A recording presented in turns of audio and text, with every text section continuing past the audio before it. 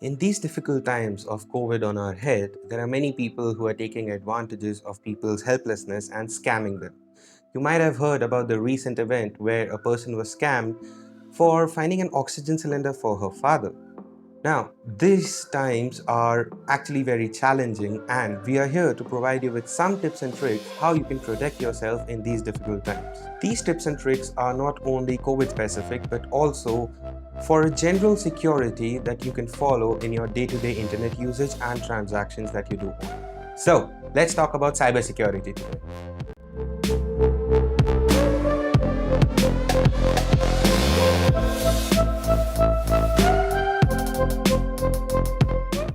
The first tip is creating strong and unique passwords for all the websites that you log into. Passwords are the most sensitive thing and the most easy to hack if we keep them as relatable things like our names, our birth dates, etc. We at Desi Technocrats use an app called as Nod Password. Now this app suggests you password and also gives you the autofill function across devices. We should all have passwords which are a combination of capital letters, small letters, special characters, and alphanumeric letters also. A strong password will help you keep your data secure, and it is also relatively very difficult to hack if done in the right way. This is not a sponsored video by NotPass, but because we personally use it, it's a great alternative to remembering your passwords on a paper or just memorizing them. NotPass, while providing you the function with autofill, also helps you to create strong passwords, and best of all, it's free. The link for this application can be found in the description section below. Two-factor authentication is adding an extra layer of security to your login.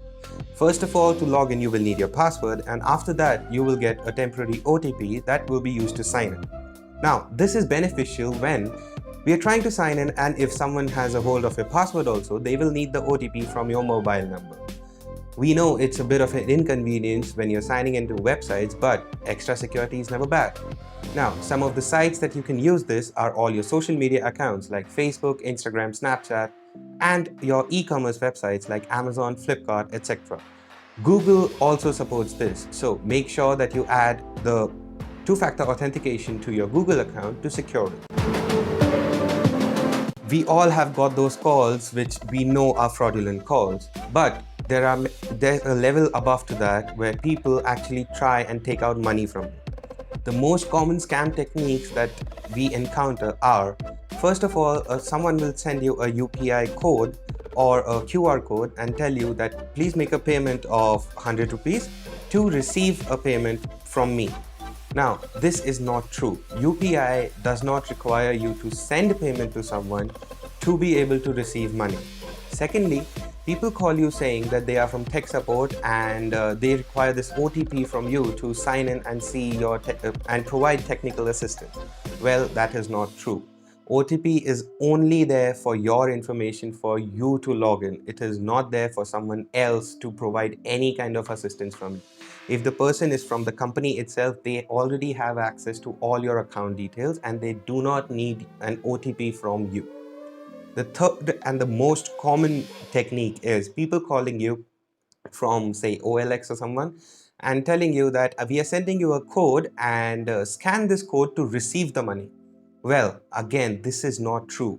For UPI, for you to receive money, you have to show your code. You do not have to scan any code. And in these scam calls, as soon as you scan the code, the money is debited from your account and the call is virtually untraceable. So beware of these common scam techniques. In this day and age, there are many websites online that offer products for you to buy. Now, to keep yourself safe, you need to check for two things mainly. First, there should be a log sign and an HTTPS sign on top of the website in the browser, or if you're buying from a marketplace like Instagram or the mobile application, make sure that you find information about this website online and see some reviews about it. This will help protect your card details, as these websites sometimes have keyloggers built in that will save your data but not give you the products. Also, you can do one thing, that when you are registering yourself on the website, prefer a guest account and don't put in your details at first. We hope all of you are safe in your house and no one is suffering from any emergency to find medical supplies needed.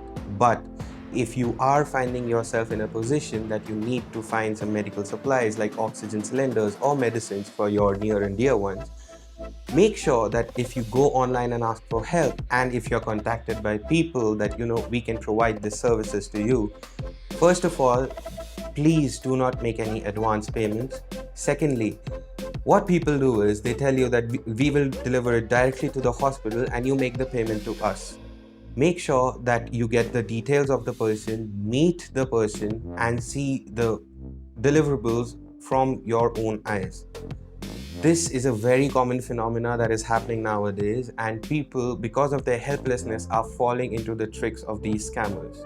Please take care about this and make sure that the physical product is actually present before your eyes prior to making a payment. Did you know that 87% of all the hacking is not done by people sitting behind computers and writing codes, but people who follow you, study you, and do social engineering on you to take out your pins and passwords? Physical protection is also necessary in this digital age. Some of the common techniques to take care of are, first of all, do not enter your UPI PIN or your card number in front of a lot of people, and make sure that no one is looking at your keypad, especially in an ATM.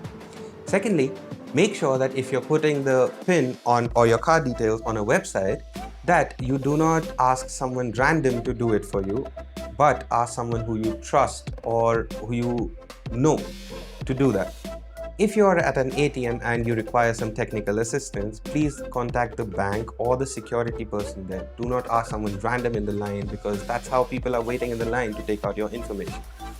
And the main biggest point is, whenever you are shopping and you are about to make a payment, do not take the card out and keep it in your hand, as your card number and your CVV is visible to everyone who's standing behind you. Please only take out the card when you are asked to make the payment on the machine. Banks and the banking system have also taken out many ways to fight these scammers. One of the most common ways that banks use is managing card limits. You all might have the banking applications for your respective accounts, and you have a feature called Manage Card Limits. In this feature, go ahead and set up card limits for your credit card or debit card, and set the limits according to your needs. For example, if you don't use your credit card for, say, cash withdrawals, disable the feature altogether, and in case of any mishap, the person cannot use it because the feature is disabled. If you don't use your debit card for any international transactions, disable it and keep it. These features are also enabled at an instant if needed by you at any future point of time. What this will do is, if in case your card gets stolen and you're not aware about it, and if a person tries to make a withdrawal or tries an international transaction, it will just go ahead and send you the message and also not allow them to take the money out from your account. Where there's good in the world, there's also bad. And scammers and hackers these days are using the helplessness of these people to go ahead and take out money from your account to a limit that no one can imagine. COVID with its second wave has caused a havoc in our lives, and we didn't even expect it to be this bad. But to stay safe, we need to stay home, and also we can protect our online money and our transactions using some simple steps. We hope these tips helped you, and in the comment section below, provide us with some of the practices or tips that you follow to keep yourself secure. We hope that you all are safe, and we wish you best of the health. Thank you, and see you in the next one.